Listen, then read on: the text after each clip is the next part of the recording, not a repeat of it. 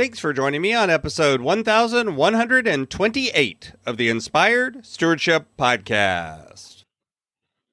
I'm Stacey Henry, owner and coach at Center Branch, where we grow great leaders.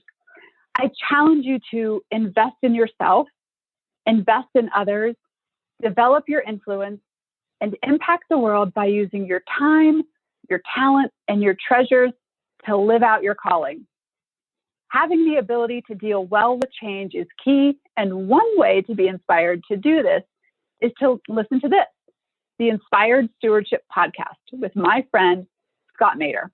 But when I look at the amount of time they spend with their family, it's almost non-existent. And when I ask why, they say, hey, because my family knows that I love them. My family already understands that, so I don't have to spend time with them. And that can work on a short-term situation, but in the long term, that's a way to no longer have a family to make a priority. Welcome and thank you for joining us on the Inspired Stewardship Podcast. If you truly desire to become the person who God wants you to be, then you must learn to use your time, your talent, and your treasures for your true calling. In the Inspired Stewardship Podcast, you will learn to invest in yourself, invest in others, and develop your influence so that you can impact the world. In today's episode about developing your influence by stewarding your time, I talk with you about handling time God's way. I share why doing this doesn't require you to believe in God at all, and I also explain why this is a powerful way to view your time. As we talk about stewarding your time, wouldn't it be great if you could support this podcast and do it without just taking too long? Turns out you can. All you have to do is use inspiredstewardship.com/Amazon when you're ready to make a purchase via Amazon, and a small commission will come back to support the show just that quick.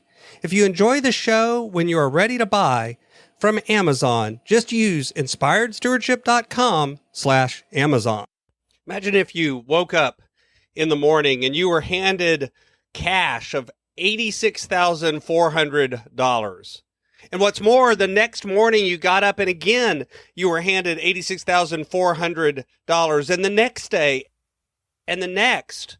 But you were given the order that each day you had to spend all of that money. You couldn't bring any of that into the next day. You had $86,400 to live on each and every day for the rest of your life. Maybe you've got some ideas now. What would you do with that money? Each day, what would be the first thing you would buy, and the second and the third? What would you do to take care of your family and take care of yourself? What would you do to make sure that you were doing things that were important with that money? Would you buy luxuries? Would you buy a new house? What would you do with $86,400 each and every day? Now, that number, for some of you may have gleaned to this relatively quickly, is not an arbitrary number. In fact, each and every day we're given 86,400 seconds to spend. That's 24 hours in a day, 60 minutes in an hour, 60 seconds in a minute gives us 86,400. Even if we take out 8 hours of sleep every night, and let's face it, most of us don't get 8 hours of sleep every single night, that still gives us 57,600 seconds in a day to spend. But just like the analogy I was using at the beginning, those seconds don't carry over. Those seconds have to be used each and every day. And the truth is, most of us struggle with how we spend our time. It's one of the most common area of struggle for people. Time management, productivity, all of these things becomes a problem.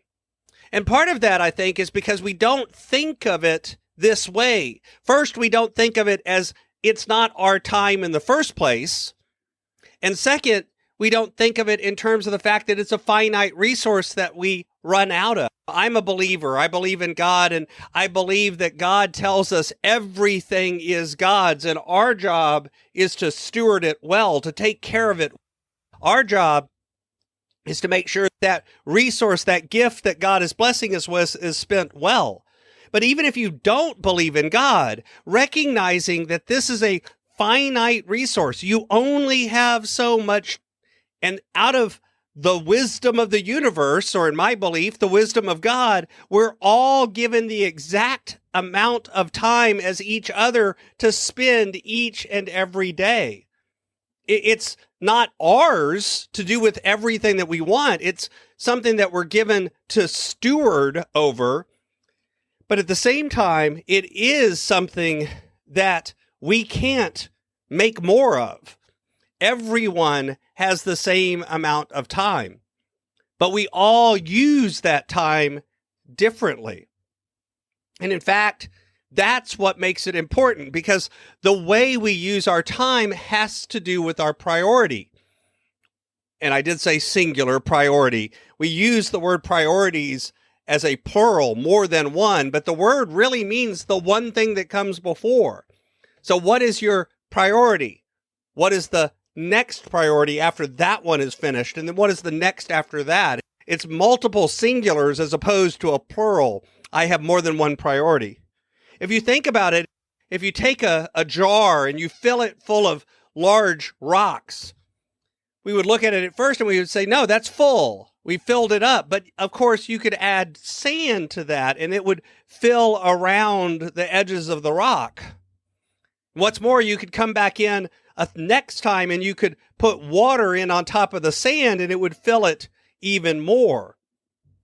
And the truth is that a lot of times what we do is we fill the jar in the opposite order. We put the water in first, the smaller priorities, and then we can't figure out how to put the big rocks in without making a mess. That big rock is the thing that comes first. What is it that's most important? Is it family? Is it friends? Is it spending time serving others? What are the things that you're put on this planet to do? And are you actually doing them? All too often I see people that say, my family is the most important thing to me. But when I look at the amount of time they spend with their family, it's almost non-existent. And when I ask why, they say, hey, because my family knows that I love them. My family already understands that, so I don't have to spend time with them. And that can work on a short-term situation, but in the long term, that's a way to no longer have a family to make a priority.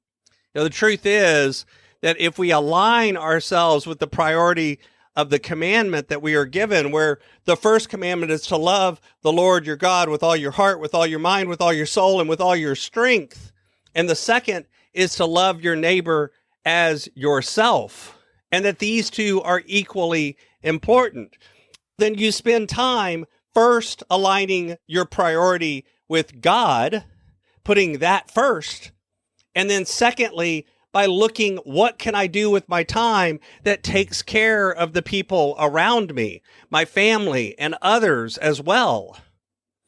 And of course, as part of that, you also have to take care of yourself. It says, love your neighbors as yourself. So if you're not taking care of yourself, then you're not also able to care for others. You've got to take care of yourself as well. When you begin to look at your time this way and recognize that it is a finite resource, that all you're doing is given the opportunity to steward that resource each and every day. And if you do it to the best of your ability, to align it with the priority that you have each and every day. This is why this idea of focusing on the big three things that you have to get done works so well, because it's a way of boiling it down to what is the priority that you have for today, and how can you go out there and live it out to the best of your ability each and every day. Thanks for listening. Thanks so much for listening to the Inspired Stewardship Podcast. As a subscriber and listener, we challenge you to not just sit back and passively listen, but act on what you've heard and find a way to live your calling. If you like this episode on the stewardship of time, be sure to sign up for our Stewardship of Time Tips series by going to inspiredstewardship.com/time or texting 44222 time tips, and that'll get you our best tips on stewarding your time. Until next time, invest your time, your talent, and your treasures. Develop your influence and impact the world.